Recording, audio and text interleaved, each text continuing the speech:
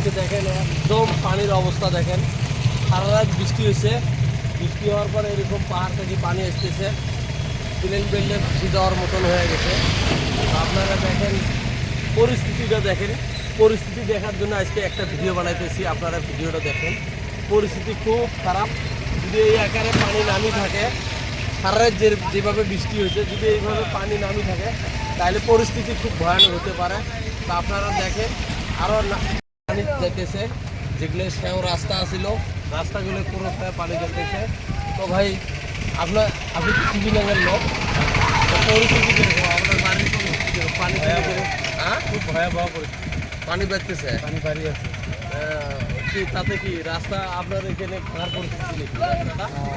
এই রাস্তাটা আপনি দেখেন তো, রাস্তাটা অলরেডি যেটা কিছু রাস্তা ভাঙছে, ওই রাস্তার সাইডটা ভাঙতেছে। যদি পানি বেশি বাড়ে তাহলে হয়তো রাস্তাটা বাড়ি ঘর যেতে পারে। আপনার তো বহুত রিস্ক হচ্ছে, আপনার তো পানি নদীর বুকলত বাড়ি, আপনার পরিস্থিতি বেশি খারাপ, রিক্সে আছে। আপনার বাড়ি বেশি রিক্সে আছে।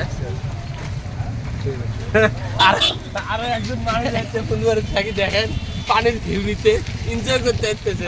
আপনি ফুলবাড়ি থাকেন তো, মানে এনজয় করতেছেন। এখানে পানি, আপনার ওখানে পানি কিরকম? এখানে তো পানির পরিস্থিতি খুব খারাপ। ভোলা বিটে বাগান কাটা পুষ্কুনি পাড়া অলরেডি পানি দিয়ে ভরে গেছে। তো যদি পানি আরো এরকম বাড়ি থাকে তাহলে পরিস্থিতি খারাপ হবে। আর যদি পানি কমে ইনশাল্লাহ কিছু হবে না। তো এইটুকু আপনাদেরকে